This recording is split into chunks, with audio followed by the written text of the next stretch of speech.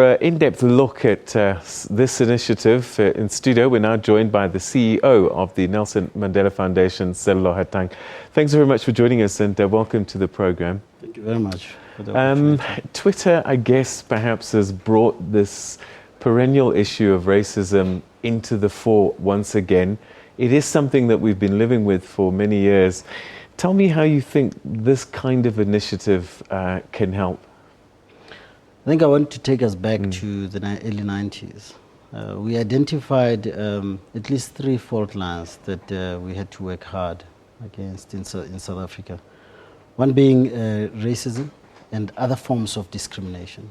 And then the second one being poverty and inequality being the third. And I think this is just a reminder of the hard work that we should have continued to do.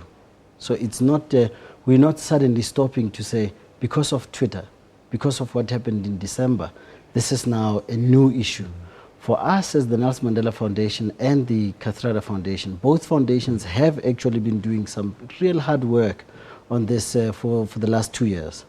We were presented with an opportunity to say, maybe it's time that we not just have small-scale dialogues, which is what we've been doing. That our nation must be in conversation. Just to remind you that in terms of the anti-racism network, the network has about 80 members at the moment. At the time that we launched in November last year, we had 60. Tells you that a lot more organizations are doing it, are doing this hard work, but in small pockets, in small corners. It's time that we all maybe collaborate with government and other parts of our community and say, what can we do differently? Because clearly racism needs to be dealt with differently. What we've tried thus far of thinking that we have arrived, because at some point we relaxed thinking, now we've arrived. White people understand, black people more. The disdain that we used to be treated with is gone, but actually it's still there. And I want to remind us also that even the fact that we continue to have these things, it's just that there's so much covert racism. It's very few cases where you find that someone would then put something out in social media. Even those cases, if you look at Penny Sparrow, she thought she was just chatting to her friends. You know, so I think we should be dealing more with covert racism, that racism that is not seen. You talk about dialogues. And the thing about dialogues is that everybody needs to show up. Chances are the people who are racist, that's the last place they're going to want to be. And yet those are the ones that you want to reach. See, the Minister of Arts and Culture actually put it even better today when he said that one of the things that we have in South Africa is racism without racists. So all of us we love each other, we get along. And you just have to get to those private spaces when you are just with your family, that you then have the real racists coming out and racism coming out. And that's why today one of the messages that we said was to say that to uproot racism, in order to uproot racism, we must start in homes.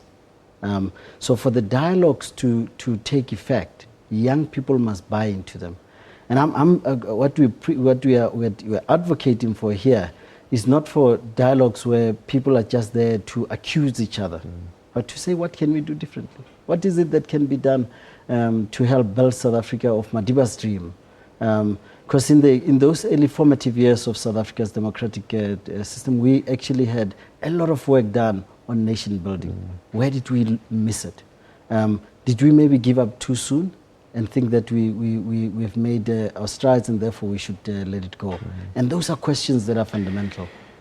Assuming that we successfully root out any kind of sort of institutional racism where in public spaces and you're trying to get a flat and you get an opportunity just like the next kid, whether it's white, black or green, assuming we fix all of that, how do we actually get to the heart of the problem, which is how people feel about other race groups?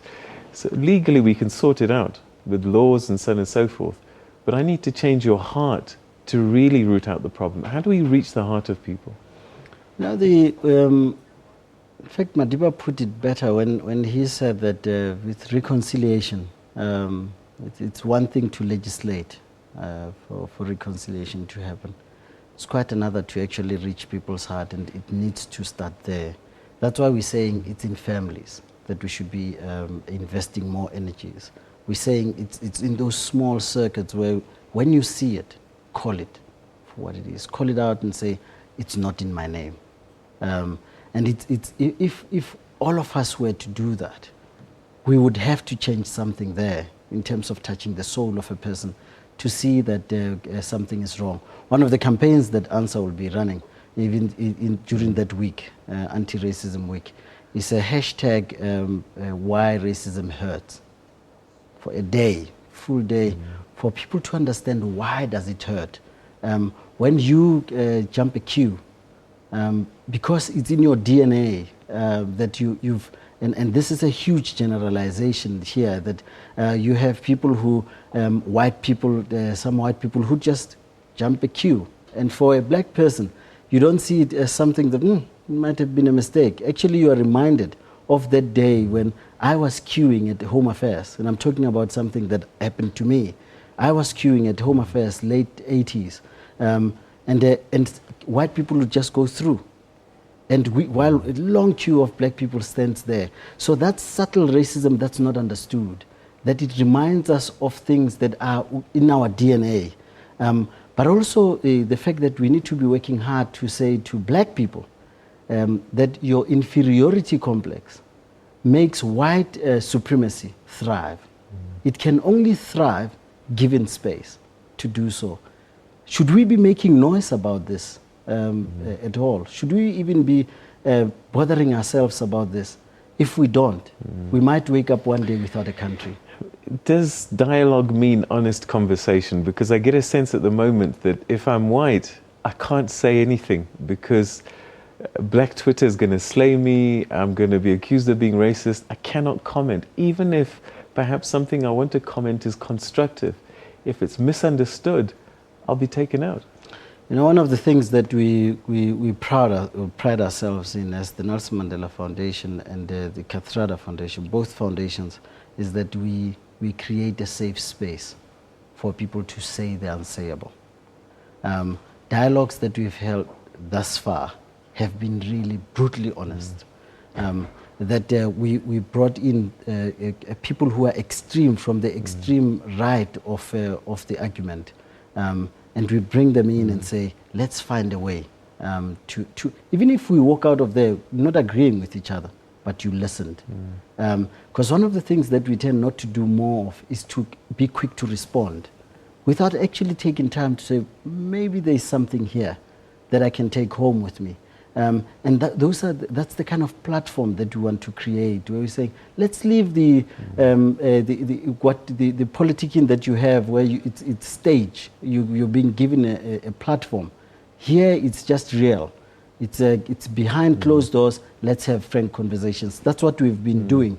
In fact, when Madiba called my predecessor to his office at the time that we decided that we would convene dialogues, he said, I hope you understand what you're talking about when you're talking about dialogue. When you bring in people into a room who agree with each other, that's not a dialogue, that's a chat. But when you bring in people who don't agree with each other, who even don't want to see each other, that's a real dialogue, and that's what we tend to convene. And I think we're calling on South Africans to say, maybe it's time to take stock. Sit back and say, what have we not done from the structural transformation that needs to happen in terms of the economy? We haven't done that enough. And that shift that has not happened has forced many black people to start saying, no, man, this is enough now. An apology alone is not enough. There needs to be something else that needs to change. Unfortunately, we ran out of time, but very quickly, if people want to get involved in these dialogues and to join you in this journey, what do they do? Go to www.arnsa.org.za. All right. And there you'll find more information. Fantastic. CEO of the Nelson Mandela Foundation, Sello Hatang, thank you very much for your time this evening. Thanks for the opportunity. And good luck. Thank you.